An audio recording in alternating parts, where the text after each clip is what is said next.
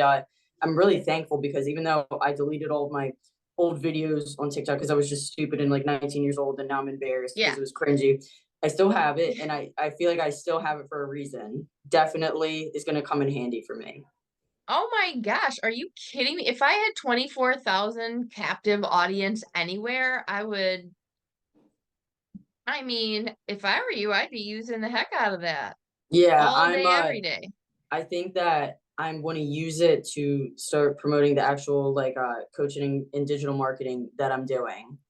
So I want to give out like some free value, and I want to kind of share my story and everything. But yeah, I mean, it's a good base audience to have for sure. I'm super happy it's still there. Yeah, I mean, because the people there already feel like they know you.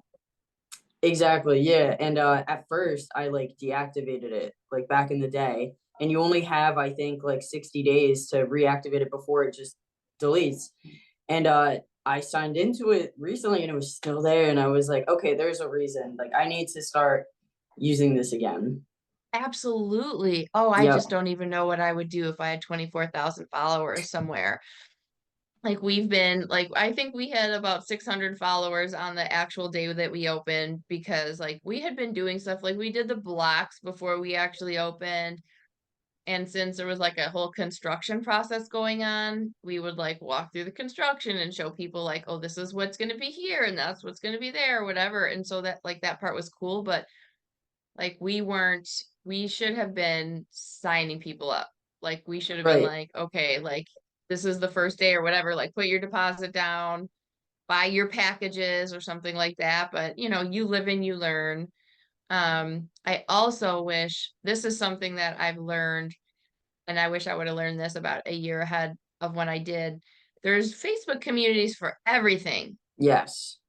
And there's a wealth of knowledge in there, and there's people like there's a owners of dog daycare community. There's a few of them, but there's one that's really big, and it has people in it that have been in business like 20, 30, 35 years, people that are making like more than $2 million a year in sales, that know what they're doing and they know how to do this. And if I would have known about that group or sought out something like that before, like, oh my gosh, I think I would have made a lot of different decisions, like while I was like building out, first of all, and then second of all, like what I invested in early on.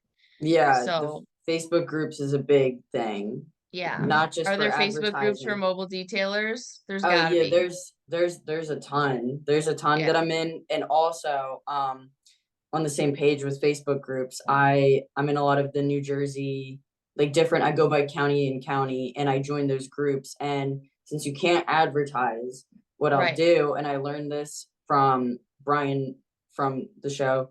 He told me that what he'll do in Facebook groups is he'll kind of post like different tips and add some type of value, and then he'll be like, by the way, check out this article that somebody did about me on e-news, and he adds the link at the bottom. So he's not like promoting himself entirely. He's giving value. He's just adding to the community. But then he adds that little hook in there so that okay, this guy's important. The guy that does PR, Brian Lowry. Oh, cool. Oh my gosh, that is smart. Yeah, I'm so I I'm just had like a call with subscribed to those him. pages. I just don't know anything about them. Like I don't know how to Right. use them. The Facebook groups.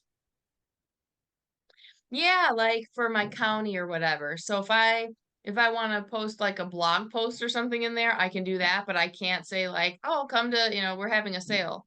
Yeah, so what I used to do, and I got banned from a lot of groups, is I would post like an after, and I would just be like all season mobile detailing and blah blah blah New Jersey, and like they don't like Yeah. that. So Yes. you gotta figure out a way to say who you are without like selling to somebody.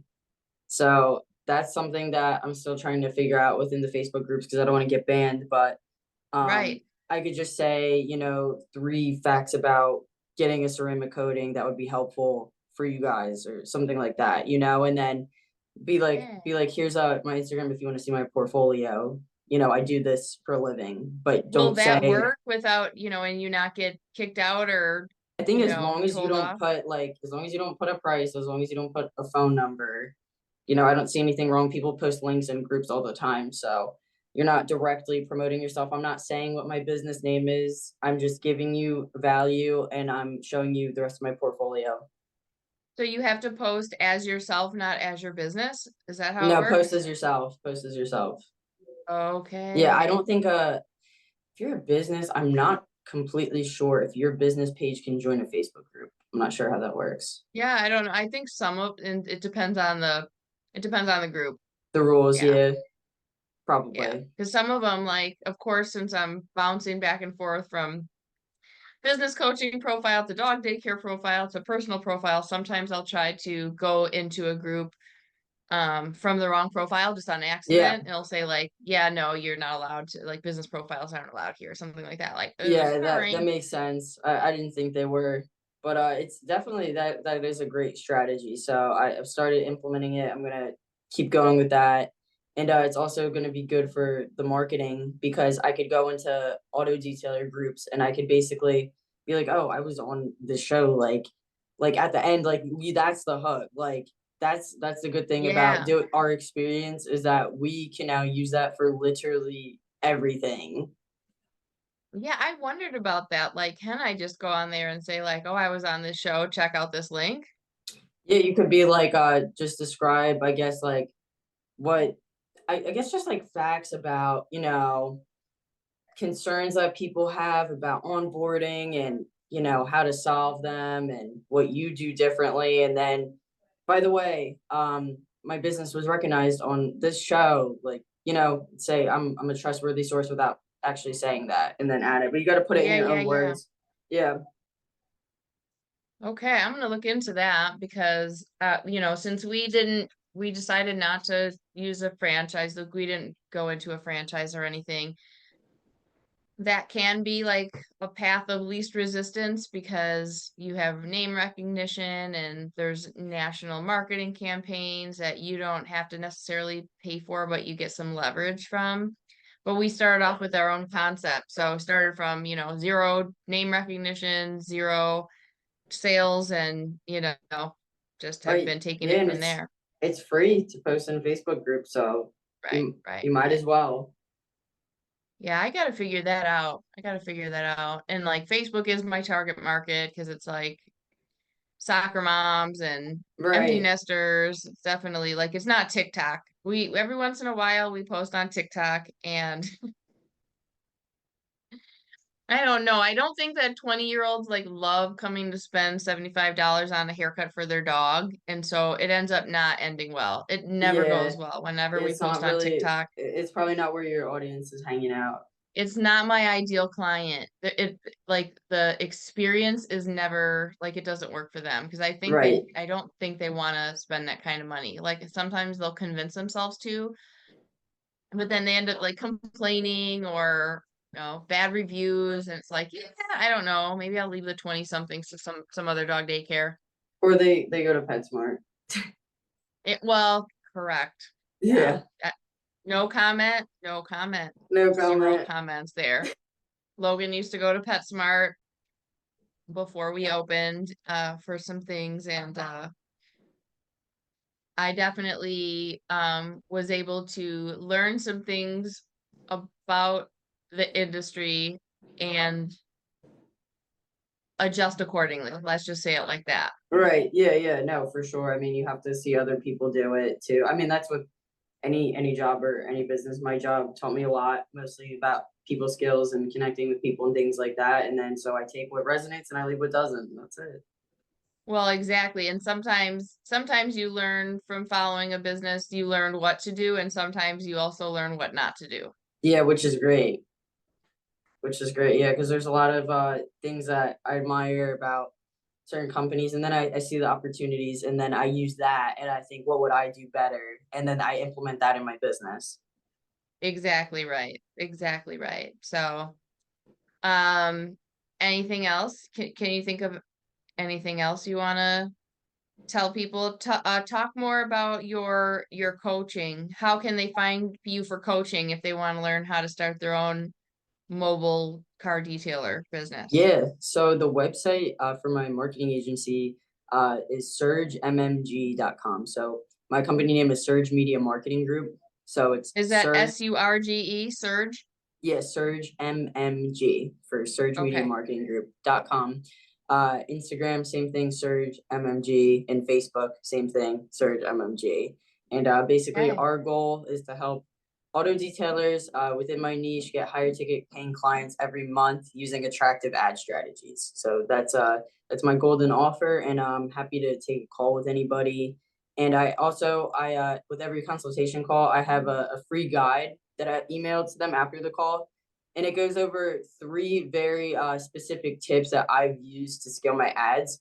So if you book a call with me, Okay. you get a free 30-minute consultation your first time, and you get that free guide. So Nice. I have a little Calendly link on my website, on my Instagram, on my Facebook that you can book a call with me. Okay, and then when we advertise this, we'll make sure we put the Calendly link on it too. Yeah, absolutely. Awesome. Okay. Okay.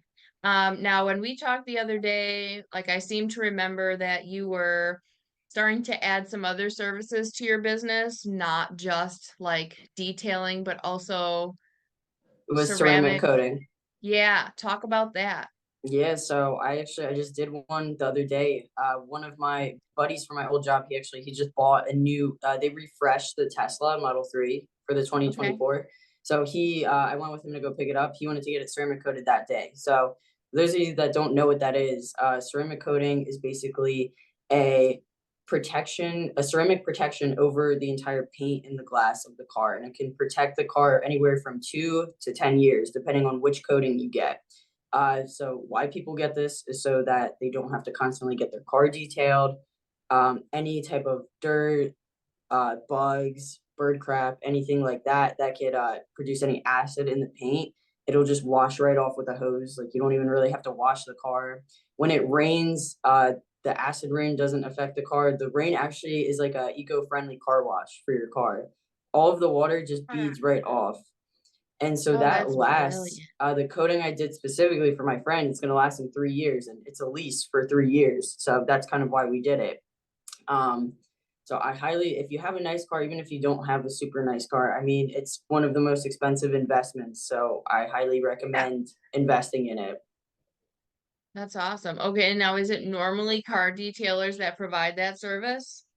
Yeah, car detailers. I know some people that do. Have you heard of paint protection film, vinyl wrapping? Some of those guys will do it, but mostly car detailers. Okay.